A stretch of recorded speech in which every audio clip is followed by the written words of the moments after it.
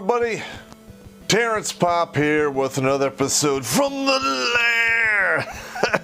I'm in the middle of moving, so there's going to be some chaos coming up.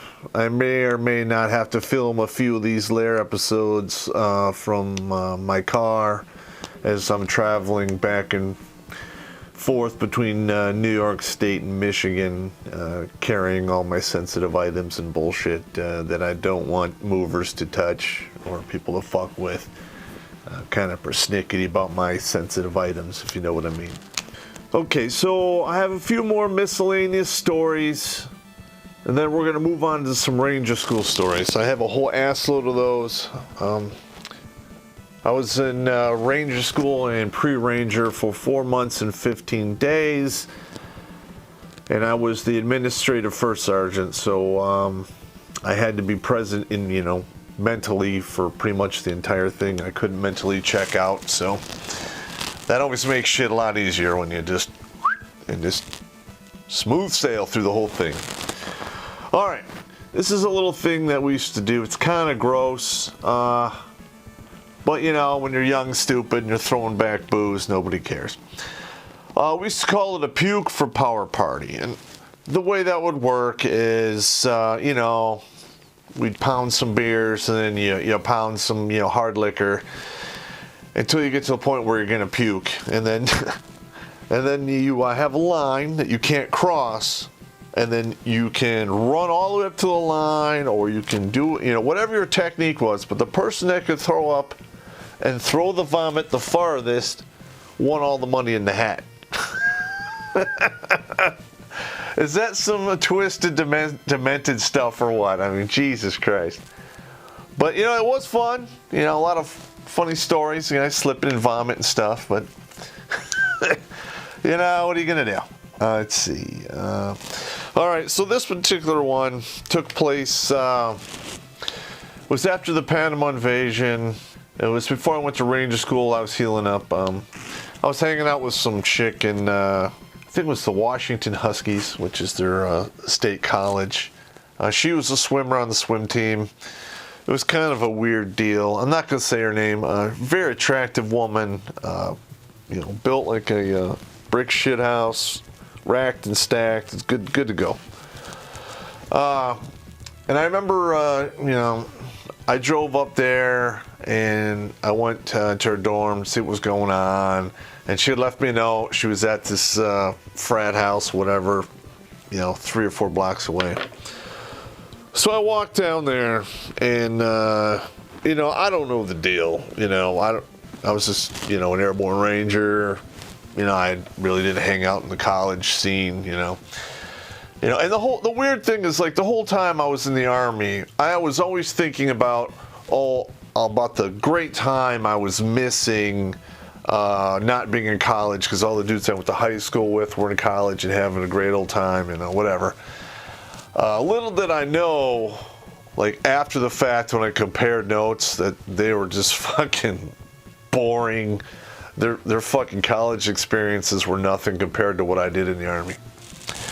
So apparently, like, this frat house, there was a lot of guys. I would say half of them were on the football team. There was a couple soccer guys in there. It was like one of those. I don't remember what it was. It was, I don't know the Greek name for it. I mean, I know the Teaks because I hung out at the Teak house at Eastern a lot when I got out of the Army. But I walk in there and you had to be in the fraternity to actually go into the party. I didn't know this, and I came in through a side door that they didn't have a mook on, because I was walking up from that side. I didn't come up from the front of the house. I just walked in, and there was people all over the place. Yeah, I didn't know how the whole thing worked.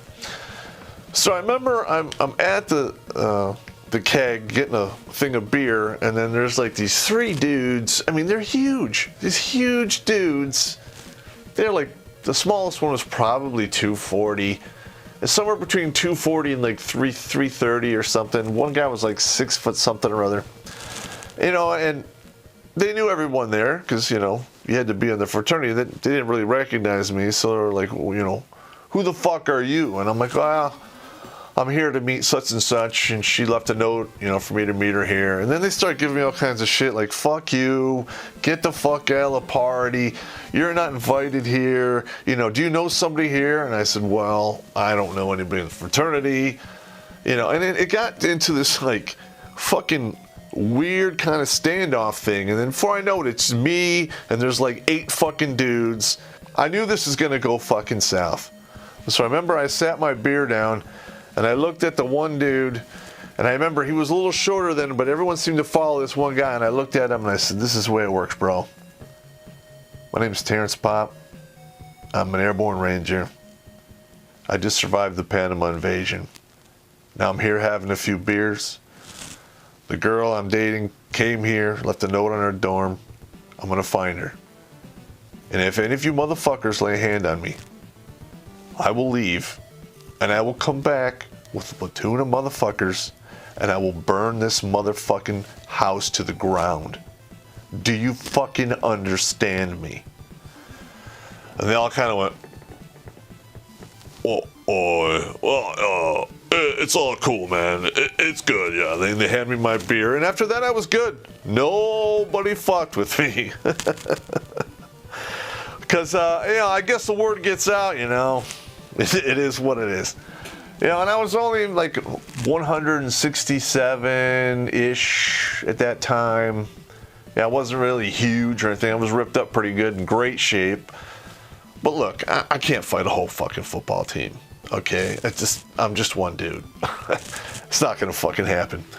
But, one thing led to another, and I banged that chick that night. I think I dated her for like maybe 2 months, up until before I left for Ranger School. And I knew the deal, so I just, cut sling load and went about my business. Yeah, she was upset, but at the end of the day, she was hanging out at a frat house, so, I knew the deal. When I wasn't around, she wasn't lonely, let's put it that way. Alrighty, so we covered that one. Okay, here's another good one here. Now, this is just random story. All right, this happened like right after, maybe, I think it was 6 weeks after I got there. Now, up until that point, I had been working out at Sensei Robert Edwards School of Ishinru. I don't know if it's still there. It was in the Tacoma Hilltop area. Because if you really want to learn how to fight and fight well, you go to a bad neighborhood and you go to a boxing school or, one of the bigger karate schools. And that's exactly what I did. They didn't really have a boxing gym. I would have went there. And I'd been doing that for about 2 years before I went to the Ranger Battalion. Pretty much the entire time I was in the 9th ID. The only time I didn't work out was when I was deployed forward to Egypt with the MFO mission for 6.5, 7 months. So I was pretty good. I mean, all I really did at that school was go there and fight his guys. They schooled me up pretty good. But I was in the battalion, and I don't know what the fuck they were thinking. I think they were just gonna beat the shit out of the new guy. And there was like 5 or 6 of us that arrived at the same time. We're all noobs. And one of the guys in the battalion, he had won the Fort Lewis Boxing Smoker the year before. So, he was pretty good. He hit hard. I think it was like 180, a 190-pound dude. So, he was, in the cruiserweights. Respectable. It was respectable. So I watched him like massacre these 3 guys in front of me. Then it's like, oh yeah, Pop, put on the gloves. You're gonna get your ass kicked. I'm like, okay, I put the gloves on, put the headgear on, and I beat the shit out of that guy in about 45 seconds. I knocked him down twice, turned him into a bloody pulp. And I beat him so well, when you beat a dude, they start making that whining sound, like, it's like pain and frustration. It's like, and I just boom, boom, boom, beat the shit out of him. And then, after that, him and his 2 buddies quit fucking with me because, it's all fun and games until, you fuck with a guy who can actually kick your ass. Okay, now this next one, and this is actually a pretty good tradition that takes place. I know it's all over Fort Bragg. The Rangers and all of the towns used to do this. Now, I don't know if they still do it because it's one of the single greatest casualty-producing leisure activities that, special operation units, I think the 82nd and the Rangers do. And it's called All-American Ball. And it is this huge inflatable ball. It's like 6 feet high. And then you have one unit against another unit. And it's like soccer, but it's like a mob. And you push this fucking ball around and try to get it in the other guy's goal. And people get trampled. It is not uncommon for there to be, 2 broken arms and a broken leg, or 2 broken legs and a broken arm and a shitload of twisted ankles and broken ribs and what have you, wrists, fingers, couple of fist fights. But, that was some of the best PT. And, of course, you don't want to get fucked up too bad. I got a couple stitches, some headbutts, and I caught an elbow playing the game. I got trampled a few times. But, if you go into the fetal position and you cover up, and make sure they don't, step on any vital parts of your body, you can survive a trampling. Not a kicking, but a trampling.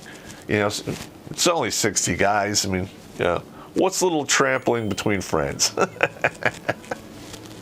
American Ball, I miss that. I wonder if they have that around here in the civilian world. Probably not. This next story involves some fisticuffs. Everyone loves a good throwdown, don't you? So the way it was at second bat, if we were not on alert, the gates were usually opened. That there was 4 gates you can get into each of the companies from the main MSR in Fort Lewis. This had happened a couple times, but it didn't devolve into physical violence the first couple times it happened. But there was an MP unit that I think they're maybe 3/4 of a mile away from our barracks. And on these 2 occasions, they decide they're going to run their battalion through our area, talking mad trash about airborne Rangers.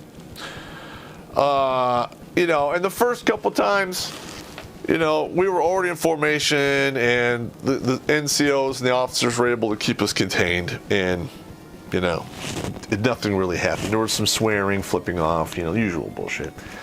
It's that, I guess it's the inter-service rivalry. We were young and stupid. But the third time,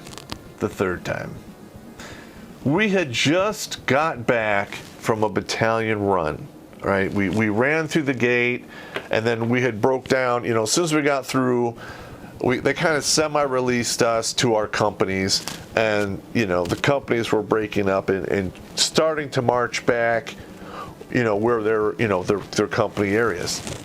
And right around the corner comes the MPs, and they're talking, they're singing their trash cadences and all their bullshit.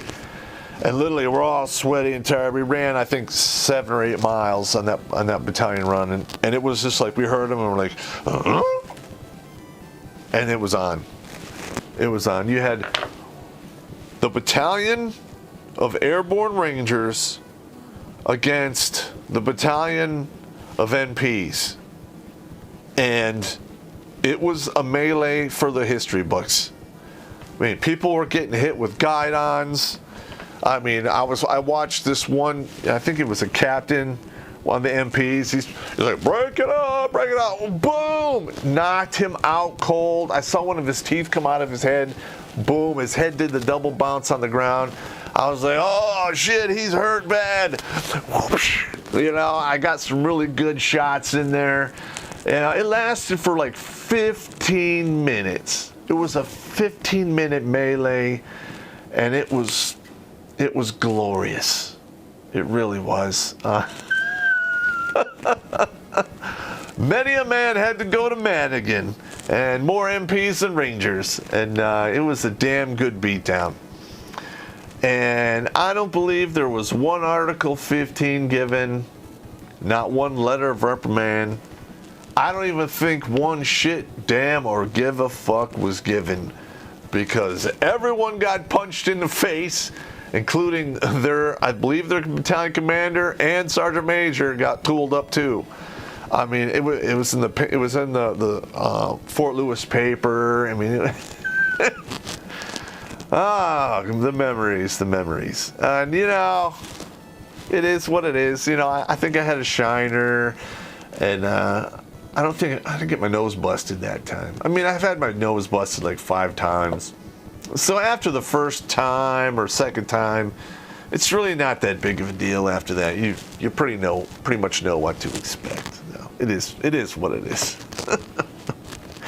All right, everybody, you got to bear with me on this. Hopefully, we can get the Lair moved to its new location and get another set up. So I'll talk to you guys later.